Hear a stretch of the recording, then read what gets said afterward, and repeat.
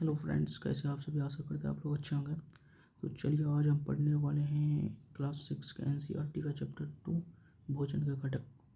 तो देखते हैं कि क्या है इस चैप्टर 2 में। तो हमने पूरा लिख दिया है, आपको सिर्फ समझना है और ये एक नोट्स की तरह है। अगर आप इतना ही पढ़ लीजिएगा तो आपको इसी में से आ जाएगा। तो चलिए आज हम पढ़ते हैं इसको। इसमें जो है विभिन्न प्रकार के खाद्य पदार्थों में क्या क्या होता है, यानी जो हम खाद्य पदार्थ खाते हैं उसमें क्या क्या जो है हमें मिलता है। तो देखिए, जो भी खाद्य पदार्थ हमें पादप या जंतुओं से मिलते हैं, इसमें से कुछ आवश्यक घटक होते हैं। इन घटकों को हम क्या कहते हैं? पोषक कहते हैं। जैसे हमारे भोजन का मुख्य पोषक क्या है? कार्बोहाइड्रेट है, वसा है, प्रोटीन है, विटामिन तथा खनिज लवण होते हैं। तथा इसके अतिरिक्त हमारे भोजन में कुछ रुक्षांश और जल भी शामिल है। ठीक है। अब इसमें जो मुख्य होते हैं कार्बोहाइड्रेट, वसा और प्रोटीन। इसका परीक्षण के बारे में देखते हैं। तो कार्बोहाइड्रेट में मुख्यतः मंड, यानी कार्बोहाइड्रेट को आप मंड या शर्करा होता है, यानी आप कार्बोहाइड्रेट को मंड या शर्करा भी कहते हैं। तो सबसे पहले हम मंड के परीक्षण के बारे में देखते हैं। तो इसके लिए तनु आयोडीन विलयन की 2 या 3 बूंदे डालिए। यदि खाद्य पदार्थ पर डालने के बाद काला या नीला में परिवर्तन हो गया तो यह मंड की उपस्थिति को दर्शाता है। यानी जब तनु आयोडीन विलयन को किसी भी खाद्य पदार्थ के ऊपर 2 से 3 बूंद डालिएगा ड्रॉपर की मदद से, तो वो काला या नीला में अगर बदल जाएगा, यानी उसमें काला और नीला की अगर उपस्थिति को दर्शाता है तो समझिए मंड की उपस्थिति को दर्शाता है। ठीक है। इससे आगे हम प्रोटीन के परीक्षण के बारे में देखते हैं। तो प्रोटीन, इसके लिए आप सबसे पहले खाद्य पदार्थ की अल्प मात्रा को आप पहले मसल लीजिए। ठीक है। मसल कर उसको एक परख नली में जो है कम से कम परख नली में डालिए और कम से कम 10 बूंद जल उसमें डालना है ड्रॉपर की मदद से, 10 बूंद।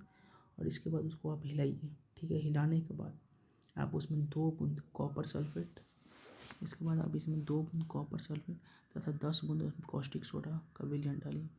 इसके बाद यदि इसका रंग बैंगनी रंग का हो जाता है तो वह प्रोटीन की उपस्थिति को दर्शाता है। ठीक है। चलिए, हमने पढ़ लिया मंड के परीक्षण, प्रोटीन का। अब अगला देखते हैं वसा के परीक्षण के लिए। वसा का परीक्षण सबसे बेहद ही सिंपल है। आप किसी भी खाद्य पदार्थ को अगर आप किसी कागज में लपेटते हैं उसमें तेल टाइप का जमा हो जाता है। देखिए, तेल टाइप का अगर आपको धब्बे दिखाई देते हैं समझिए उसमें वसा की उपस्थिति को दर्शाता है। ठीक है। हम देखते हैं कि ये तनु आयोडीन का विलयन जो होता है वो कैसे बनता है। इसके बाद जो है कॉपर सल्फेट और कॉस्टिक सोडा कैसे बनता है। तो यही हमने 3 पॉइंट्स नोट पॉइंट्स देके इसमें लिखा है। तो इसमें जो पहला आता है आयोडीन का तनु विलयन बनाने के लिए जल से आधी बड़ी परख नली में कुछ बूंदे टिंचर आयोडीन को अगर मिला दीजिएगा तो यह जो है आयोडीन का तनु विलयन बन जाता है। इसी प्रकार का आप कॉपर सल्फेट की बात कीजिएगा तो कॉपर सल्फेट यानी 10 मिलीमीटर जल में अगर आप 2 ग्राम कॉपर सल्फेट घोलते हैं तो यह क्या बनता है? कॉपर सल्फेट का विलयन बन जाता है। और इसी प्रकार है अगला कॉस्टिक सोडा। कॉस्टिक सोडा का विलयन बनाने के लिए 100 मिलीलीटर जल में 10 ग्राम कॉस्टिक सोडा घोलने पर यह कॉस्टिक सोडा का विलयन बन जाता है। ठीक है। अगला देखते हैं विभिन्न पोषक हमारे शरीर के लिए क्या करते हैं। यानी ये जो होते हैं कार्बोहाइड्रेट, वसा, प्रोटीन, ये हमारे शरीर के लिए क्या करते हैं। देखिए, कार्बोहाइड्रेट मुख्य रूप से हमारे शरीर को ऊर्जा प्रदान करता है, परंतु वसा जो है ऊर्जा मिलती है, किंतु कार्बोहाइड्रेट की तुलना में वसा से अधिक ऊर्जा मिलती है। किंतु वसा जो है वो कार्बोहाइड्रेट की तुलना में ज़्यादा ऊर्जा प्रदान करती है। देखिए, कार्बोहाइड्रेट से हमें इंस्टेंट एनर्जी मिलती है, यानी तुरंत मिलती है, लेकिन वसा जो होता है उससे हमें लंबा समय तक और अधिक ऊर्जा प्राप्त होती है। ठीक है, समझ गया। चलिए अब अगला देखते हैं। अब हम देखेंगे कार्बोहाइड्रेट के जो है स्रोत क्या क्या होते हैं। तो कार्बोहाइड्रेट के स्रोत में जैसे चावल, बाजरा, गेहूँ, शकरकंदी, आलू, गन्ना, पपीता, तरबूज, आम और मक्का इत्यादि आते हैं। अब लिख लेते हैं। इसी प्रकार वसा के जो स्रोत होते हैं वो होते हैं मूंगफली, गिरी, तिल, मछली, मांस और अंडा। इसी प्रकार प्रोटीन के स्रोत होते हैं चना, मूंग दाल, राजमा, सोयाबीन, मांस, मछली, पनीर, अंडे इत्यादि हैं। प्रोटीन की आवश्यकता शरीर की वृद्धि तथा स्वस्थ रहने के लिए होता है। ठीक है। प्रोटीन की आवश्यकता हमारे शरीर की वृद्धि और स्वस्थ रहने के लिए होता है। विटामिन जो होते हैं वो हमारे शरीर को जो है कई प्रकार के रोगों से जो है बचाता है। ये विटामिन हमारे शरीर के लिए अल्प मात्रा ही जो है आवश्यकता, यानी विटामिन रोगों से हमारे लिए रक्षा करता है और इसकी जो मात्रा शरीर के लिए आवश्यक होते हैं। इसमें जो विटामिन होते हैं वो तो ए, बी, सी, डी, ई और के, ठीक है। अब देखिए विटामिन ए जो होता है त्वचा तथा आँखों को स्वस्थ रखता है। विटामिन सी रोगों से लड़ने में मदद करता है। विटामिन डी अस्थियों तथा दांतों के लिए कैल्शियम का उपयोग करने में शरीर की सहायता करता है। और विटामिन बी के समूह को यह विटामिन बी कॉम्प्लेक्स कहते हैं। विटामिन बी के अंदर बहुत सारे विटामिन आ जाते हैं, जैसे vitamin B1, B2, B3, B6, B9, B12 इत्यादि। तो इससे विटामिन बी के जितने भी समूह हैं इसे हम विटामिन बी कॉम्प्लेक्स कहते हैं, ठीक है। अब अगला देखते हैं, हम देखते हैं vitamin A, B, C, D, E और के स्रोत क्या क्या होते हैं। विटामिन ए के जो स्रोत होते हैं वो तो पपीता और गाजर। विटामिन बी के जो स्रोत होते हैं वो तो यकृत यानी लीवर, गेहूँ और चावल। विटामिन सी के स्रोत संतरा, टमाटर, अमरूद, मिर्च, नींबू और आंवला, ठीक है, आंवला। और विटामिन डी के जो स्रोत होते हैं वो होते हैं मछली। और विटामिन डी जो है हमें सूर्य के प्रकाश से भी मिलता है, लेकिन वो सुबह के जो पहली किरण होते हैं उससे विटामिन डी की प्राप्ति होती है।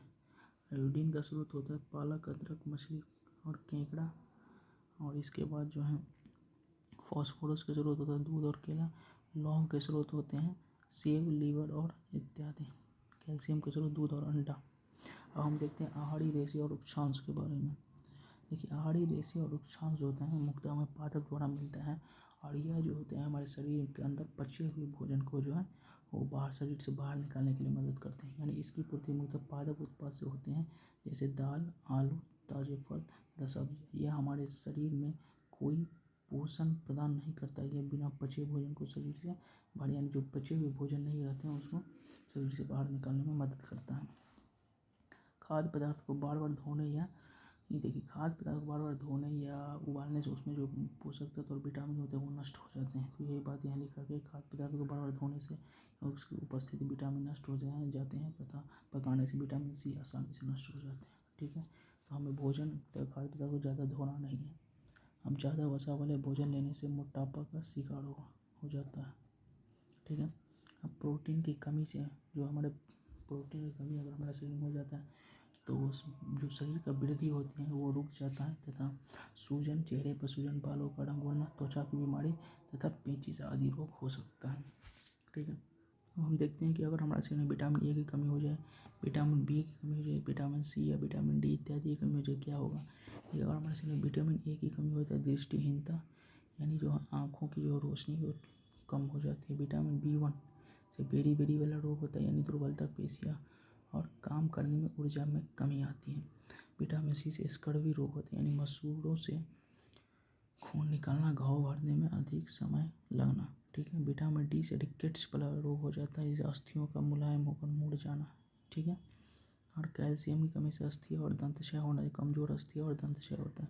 आयोडीन की वजह से घेगा या गैटर जो गर्दन में ग्रंथि जो होती है वहाँ पे होता है, या नमक के कमी से होता है, यानी आयोडीन नमक को कहा जाता है। लोह से यानी आयरन की कमी होने से और रक्तता कमजोरी, यानी रक्तता मतलब जो है खून की कमी टाइप के होते हैं वो हो जाता है और कमजोरी टाइप के महसूस होते हैं। तो यही है हमारा जो चैप्टर 2 NCERT क्लास 6 का चैप्टर 2। बस इतना अगर आप पढ़ लीजिएगा यही काफ़ी है। ये नोट्स की तरह है और काफ़ी बेहतरीन तरीके से हमने बनाया है इसको। थैंक यू, धन्यवाद।